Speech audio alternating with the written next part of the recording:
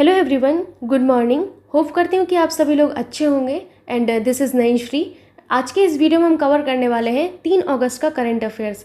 3 अगस्त का current affairs पढ़ने से पहले आप लोगों से एक खास बातचीत मुझे करनी थी। प्लीज़ वीडियो को स्किप मत करिएगा। प्लीज़ रिक्वेस्ट है आप सभी से, हाथ जोड़ के रिक्वेस्ट है कि वीडियो को स्किप मत करिएगा, बहुत इंपॉर्टेंट है। अभी मुझे रिसेंट में जो कमेंट्स आ रहे हैं वो कुछ अलग तरीके के कमेंट्स आ रहे हैं।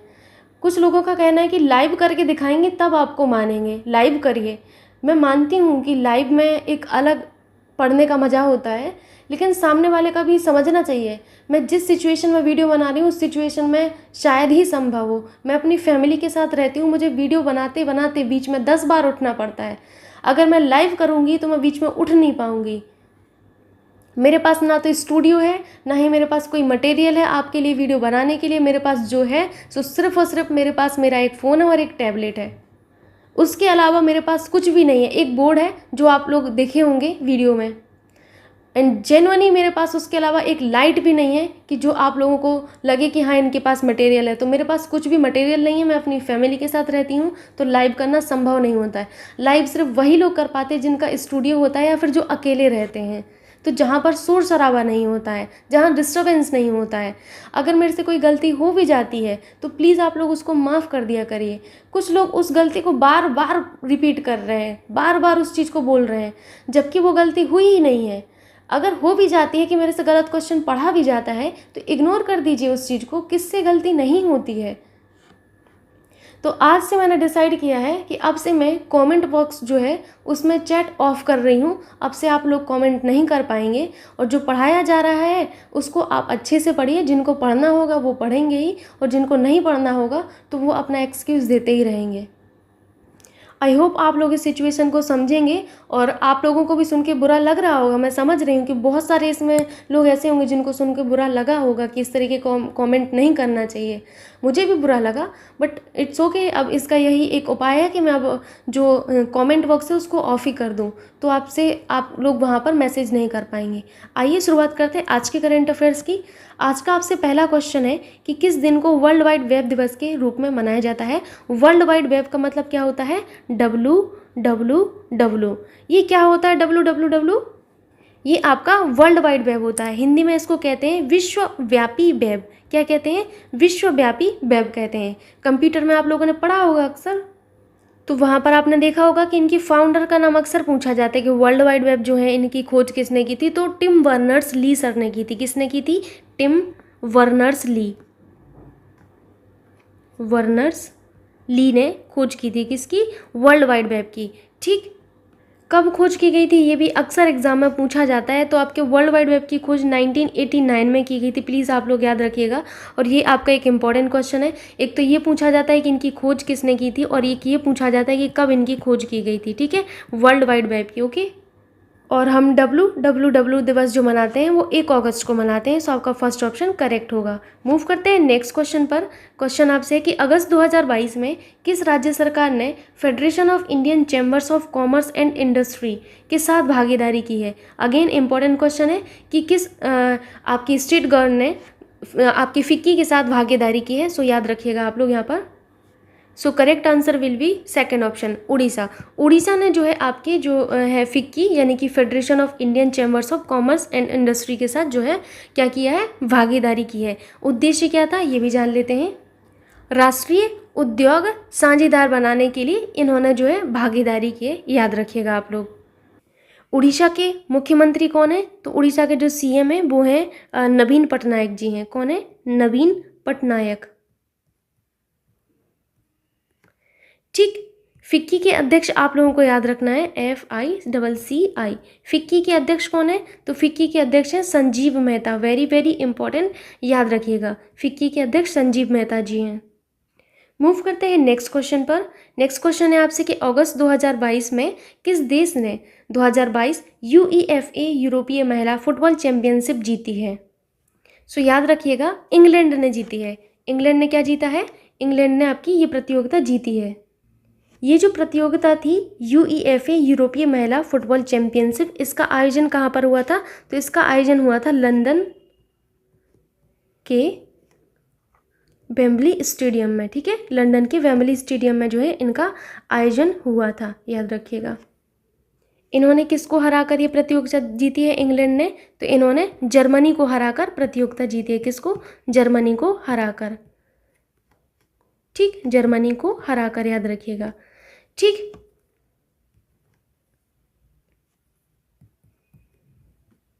बात आती है यूईएफए। क्या होता है यूईएफए? तो इनके बारे में थोड़ा सा जान लेते हैं। यूईएफए होता है union of European football association. क्या होता है यूईएफए? इसको मैं पहले कलर चेंज कर लेती हूँ। यूईएफए, यूईएफए का फुल फॉर्म याद रखना है आप लोगों को, union of European football association, ठीक है। ये होता है आपका यूईएफए। यूईएफए का जो आपका याद रखना है कि कब इनकी स्थापना की गई थी, तो आपको लिखना है फाउंडेड, यानी कि स्थापना कब हुई थी? 15 जून को हुई थी, 15 जून 1954 को हुई थी, ठीक है, याद रखिएगा आप लोग। इनके हेडक्वार्टर कहाँ पर है? HQ यानी कि हेडक्वार्टर, याद रखिएगा, इनके हेडक्वार्टर न्यून स्विट्जरलैंड में है, ठीक है, स्विट्जरलैंड,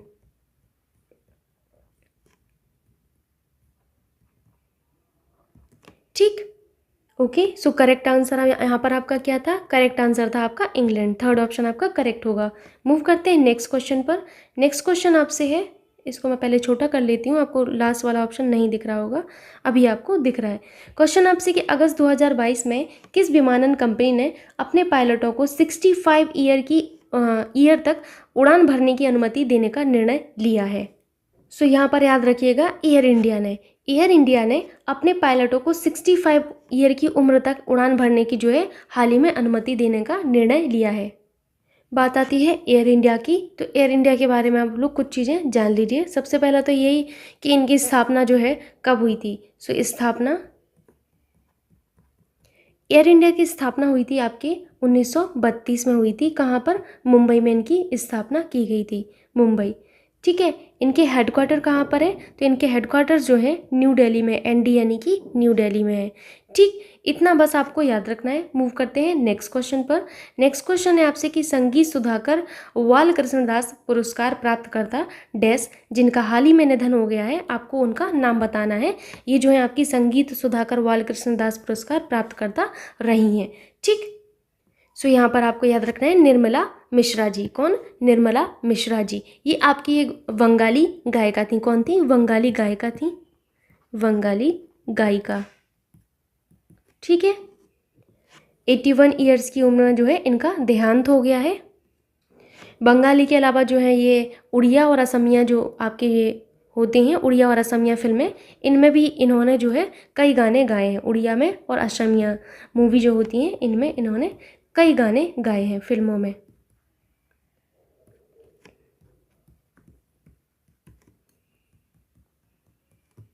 तो अगर आपसे पूछा जाए तो याद रखिएगा तीनों भाषाएं, बंगाली, उड़िया और असमिया, ठीक है। रही बात सिंधुताई सपकाल की, तो इनके बारे में आपको मैं बता चुकी हूँ। ये सामाजिक कार्यकर्ता थी और पद्मश्री पुरस्कार से ये सम्मानित की गई थी। वेरी वेरी इंपॉर्टेंट, इनका आप लोगों को रखना है याद, क्योंकि ये बहुत ज़्यादा चर्चाओं में रही हैं, ठीक। मूव करते हैं आगे आपसे है कि अगस्त 2022 में पत्र सूचना ब्यूरो PIB के प्रधान निदेशक के रूप में किसे नियुक्त किया गया है, ठीक। सो प्रधान महानिदेशक के रूप में किसको नियुक्त किया गया है PIB के, आपको ये बताना है। PIB यानी कि PIB का मतलब क्या होता है? Press information bureau. क्या?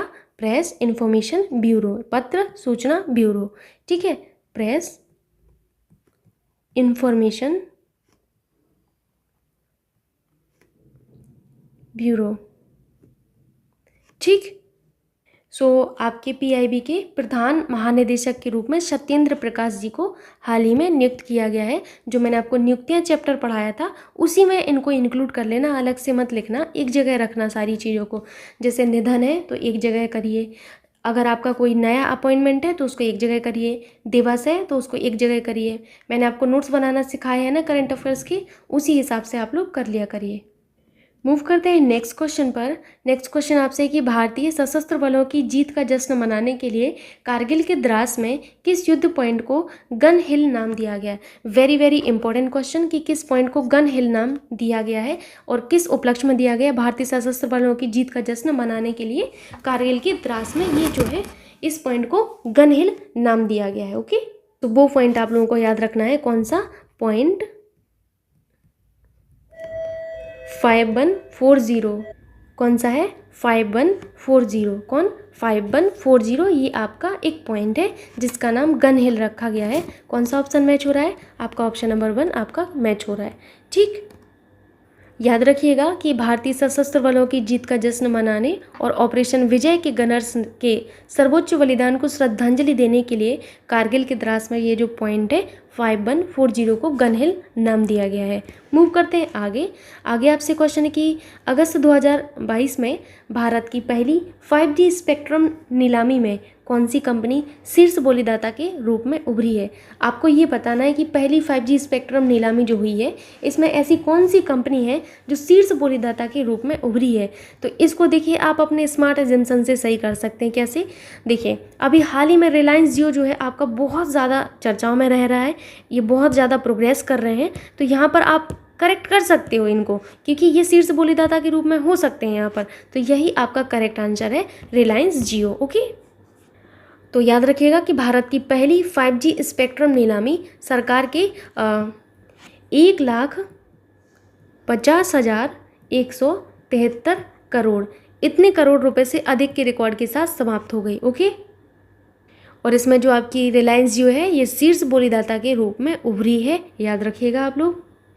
बात आती है रिलायंस जियो की, तो आप लोगों को याद रखना है कि ये रिलायंस इंडस्ट्रीज़ लिमिटेड हैं, जो RIL जिन्हें कहते हैं हम लोग, रिलायंस इंडस्ट्रीज़ लिमिटेड। RIL का फुल फॉर्म याद रखिएगा, रिलायंस इंडस्ट्रीज़ लिमिटेड।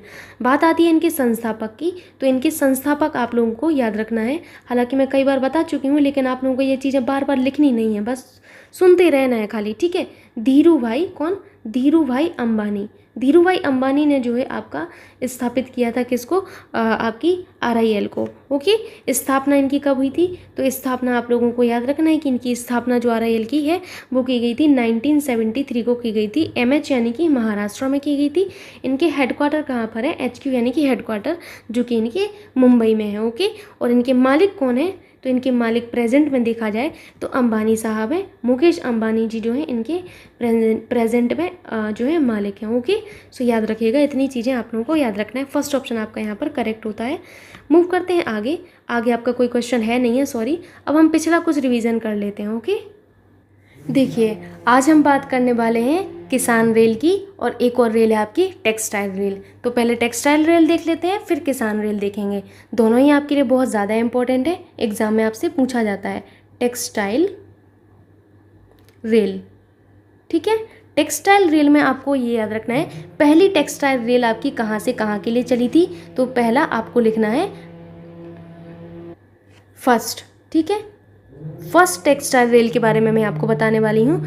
ये आपकी जो चली थी ये आपके सूरत से बिहार के लिए चली थी। सूरत में कहाँ से? ऊधना से। कहाँ से? ऊधना से, बिहार के रादयालू के लिए, ठीक है। सूरत से कहाँ? बिहार, याद रखिएगा, ऊधना, सूरत से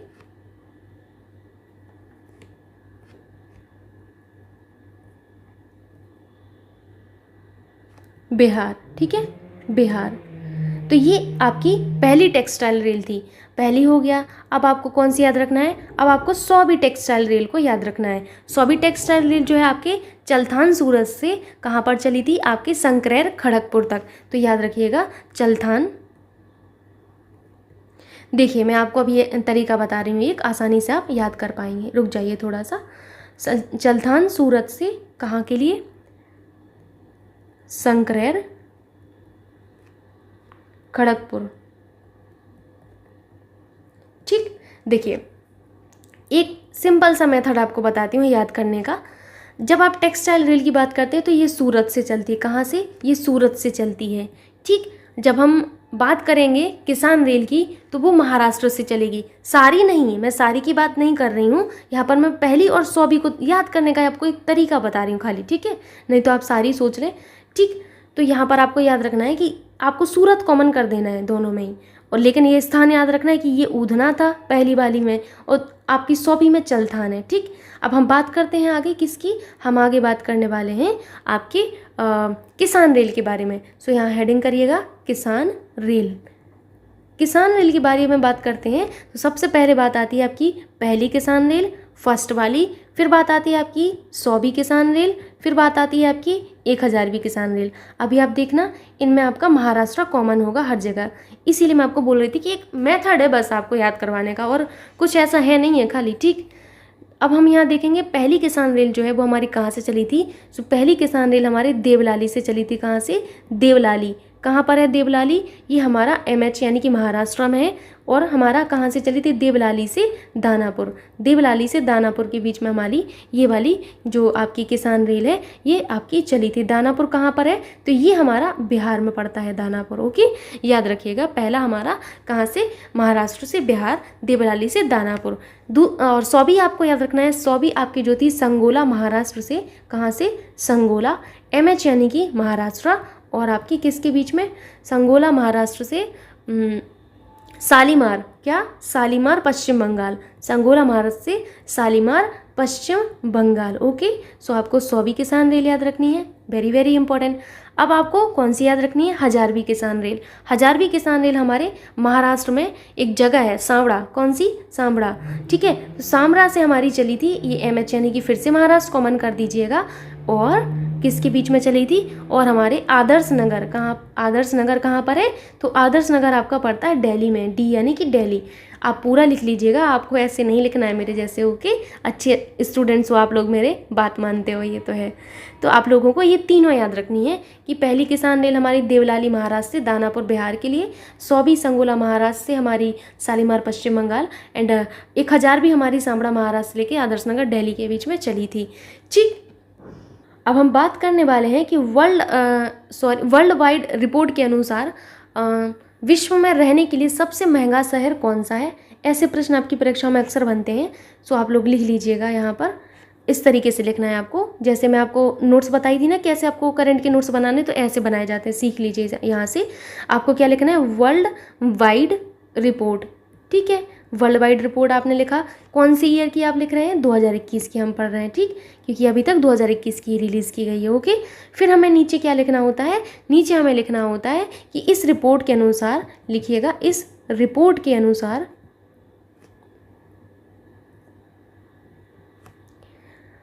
विश्व में, मैं भारत की बात नहीं कर रही हूँ, ये विश्व की बात की जा रही है। ओके, तो विश्व में रहने के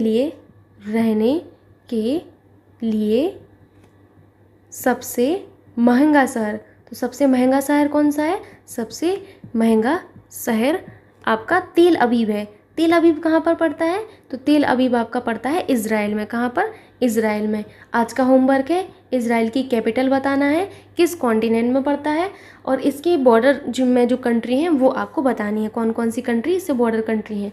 ओके, ये आपका होमवर्क है, तेल अवीव है, वेरी वेरी इंपॉर्टेंट, प्लीज़ आप लोग याद रख लेगा, रिक्वेस्ट है आपसे, तेल अवीव। ठीक है, बात करते हैं हम SDG लक्ष्य के बारे में। ये पुराना करंट अफेयर्स है। ठीक है, अगर आपने पढ़ा है पहले से तो डोंट वरी, बस आप इसको सुनते रहिए खाली। जब हम बात करते हैं SDG लक्ष्य की, SDG लक्ष्य की, तो SDG लक्ष्य प्राप्त करने में आपके भारत का स्थान कौन सा है? तो भारत का स्थान है हमारा 120वां। ठीक, कौन सा है? 120वां है SDG लक्ष्य प्राप्त करने में। पूरा लिख देती हूँ मैं, SDG लक्ष्य प्राप्त करने में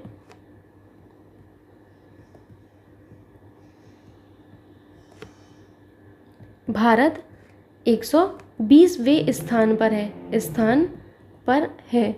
बात ये आती है कि 120वां स्थान तो इन्होंने प्राप्त किया है, तो कुल कितने कंट्री थे? तो कुल जो है आपका 192 देश थे। तो 192 देशों में से प्यारे भारत की जो रैंकिंग रही वो 120वीं रही। ओके, नेक्स्ट बहुत ज़्यादा इंपॉर्टेंट है। नेक्स्ट आपको मैं बताने जा रही हूँ वन्यजीव कार्य योजना 2021 से 2030। ठीक है, वन्यजीव कार्य योजना वन्यजीव कार्य योजना 2021 से 2030। 30 इस तरीके से आपको लिखना है। ये बहुत इंपॉर्टेंट है वन्यजीव कार्य योजना, क्योंकि वन्यजीव कार्य योजना पारित करने वाला पहला राज्य कौन बना है, तो पहला राज्य बना है हमारा महाराष्ट्र। सो लिख लीजिएगा वन्य जीव कार्य योजना, मैं शॉर्ट फॉर्म में लिख दे रही हूँ कि कार्य योजना को पारित करने वाला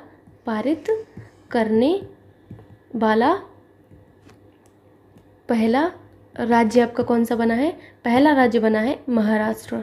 ठीक है, सो ये आज का आपका करंट अफेयर्स रहा। एंड आप लोग लाइव वाली बात को समझ सकते हैं, खासकर गर्ल्स समझ सकते हैं, क्योंकि जो उनको काम करने पड़ते हैं वही मुझे करने पड़ते हैं। मैं कुछ अलग से नहीं हूँ, मुझे भी आप लोगों के पढ़ाने के अलावा बाकी सारे काम करने पड़ते हैं। सो आई होप आप इस चीज़ को समझेंगे कि लाइव ना आने का रीज़न सिर्फ यही है कि फैमिली में रहने के बाद लाइव आना बहुत ही मुश्किल होता है। या तो आप अलग से रूम ले लें, तो इतना अभी हम नहीं कर पाएंगे, सॉरी। लेकिन अगर आप लोगों ने साथ दिया तो ज़रूर सब कुछ होगा एक दिन। सो आप लोग बस सपोर्ट करते रहिए। And thank you so much. मिलते हैं नेक्स्ट डे के करंट अफेयर्स के साथ। Thank you so much.